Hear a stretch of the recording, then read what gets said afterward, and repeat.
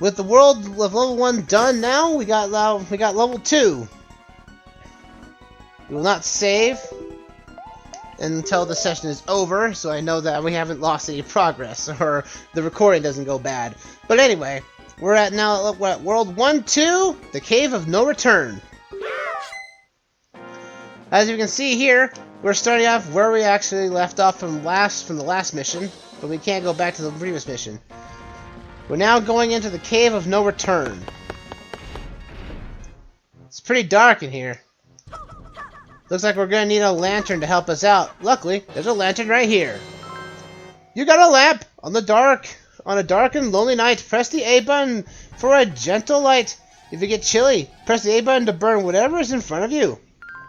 So you have a little bit of a short-range fire attack if you so choose to need to. But this is the Cave of No Return. You want to explore this as much as you can, as Force Gems are very limited in this place. Dark Link, Shadow Link, come back here! Oh, he's going to the Shadow World again. Don't worry, we'll already have an opportunity to basically take Shadow Link down whenever we need to. I believe in cave levels, Tingle does not appear, so you can take your time getting after the Force Gems after they drop. But I do believe the Force Gems do dissipate after a while, so bear that in mind. Come on now, you. Get more Force Gems. As you can also see, our Force Gem counter has gone back to 0, and our Force Sword does not have the power to repair evil. That's the curse that supposed Vadi put onto the Force Sword when he was actually awakened. So essentially, it's an excuse of giving the player to get more Force Gems as you go along. Let's go grab this key right here. Also, the fact that keys can have to be carried by playable. You don't have a pocket dimension to hold them in. Like that. I want those Force Gems, thank you. Go up this way. More money, Force Gems. Yeah, there's also the fact that there's no rupees in this game, which is quite odd. I think it's the only Zelda game to do it. I'm not sure if the Four Swords game on the GBA had this feature as well. I'm not sure if it did or not. But otherwise, so there's no Force Gems, no nothing. Just you. There's no money. Just you and the Force Gems. And the Force Gems are basically, you could count the Force Gems as money, really, because they're in the same shape or essentially the same look as rupees would be, within the color concept of green, blue, red, and purple. There we got another key. But if you're carrying a key and you want to have to attack, you can break your group together. While your group is broken in half or broken like this, they are invincible. They can't be hit by enemies. So you can use this to your advantage if you want to keep a key safe if you need to. It's pretty nice, I think. We'll also get an introduction of colored blocks. Only that particular color Link can only push those particular blocks. So bear that in mind. So you're going to have to separate yourselves in order to get around the place. Work as one. 4 personalities with only 1 hero for 4 personalities. Let's see here. Oh yes, I'm going to need Purple Link. And hey, Green, come over here. Hey, put me down, put me down. You're needed over here. Come on, push the block. There we go. I'll fine. I'll work this way. There we go.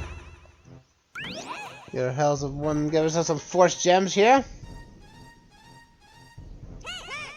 Also, the fact that in order to distinguish the links from each other, they actually do have different sounds. A Green Link sounds just like he would normally. Red Link has got a higher pitch or sound, so he's more of the mostly the insecure type, as it's told from the Four Swords manga. As Green Link is normal as he is, Red Link is a little insecure of himself. Blue is more of the smart guy of the group, while Purple is more of the you know, the edgy character. So it's actually kind of contrast to see is the personality between Link's minds, or well, at least the personalities of Link, technically in this instance. So this way. Oh boy, I think I know. There's a big open field. There's gonna be holes in the ground.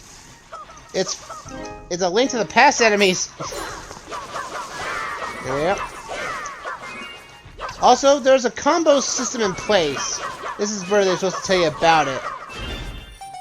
The higher the combo that you perform, the bigger of the payout you're going to get after killing all the enemies in the area. If you get hit, the combo resets to square one.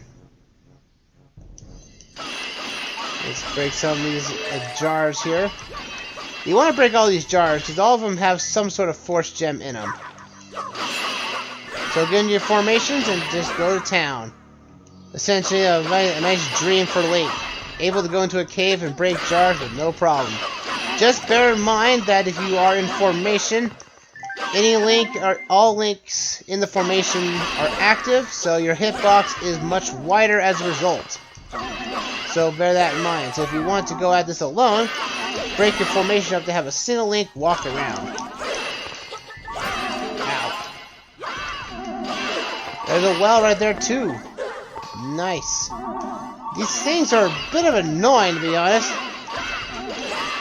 These little fireballs. Come on, I want that blue one. I'll get the key in a moment. I am going to die, aren't I? There we go, we got a heart. There we go, we'll break up, get some hearts back. There we go. And another well. Also, the fact this entire cave is darkened, so if you get rid of the lamp, you will not have any light to see around this area, and this can be quite deadly. Got another heart container, our next one, so that we can keep up the pace here. Let's go, guys, back together. We're out of here. Let's head up this way. Oh, what do you gotta say, buddy? There's a guy right here. You have friends. I'm jealous. If you have friends, you could toss them across chasms. I never had any friends. You're a lucky guy. Irk, irk. That's right. Like before, I said we saw earlier, we can lift our own characters over and lift them over gaps, allowing them to essentially to perform and protect, or not protect, but able to solve puzzles in a new light. We're going to have to give up our lantern for the bow and arrow. You got a bow! Press the A button to strike enemies near and far. Hold the A button longer for more power to pierce your foes. So let's go up here. Huzzah! But also what's cool about the bow is that you can transfer fire sources across lanterns. There we are. Alright, now we need to hit that switch. So let's get into our formation. So we can have 4 times the power of the sword and bow and arrow and items. We're going to destroy all these bats. Wow! Ow. You made us fall down. I made you fall down? There we go. So you can pierce enemies if you so choose, which is nice. I like all the items in this game are pretty powerful, not gonna lie. Make sure you hit that switch that's green right now. Make sure that's active before you kill all of the bats. If not, all these force gems goes into the pits below, and that is not a good sign. Red, hold on a second. Grab it. Yes, even inactive force or inactive links in your group can also grab force gems from afar. Well, that's in turn. That was a 300 force gem, which gives us our power to fulfill to repel evil. Purple Link, grab this one. I don't want to grab it. Grab it. Okay. Ah! Luckily, that does not hurt you at all. Thank goodness. Now we got this sort of cave of no return here. This little maze. Oh, so, back again, are you? I got a feeling I've seen you a lot. So you have to choose the right path. If you choose the right path, you get force gems, or basically chests. So, bear that in mind. Let's go up this way. I believe the next path is left, I believe. It's not randomized either, so as soon as you figure out the path, you're most likely not going to be here for very long.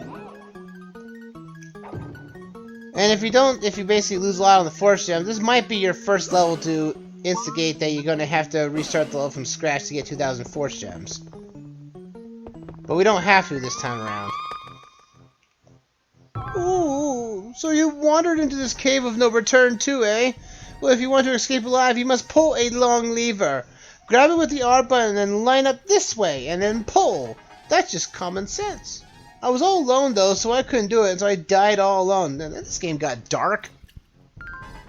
This is all cutesy, and then it's like, I died alone. It's like, goodness!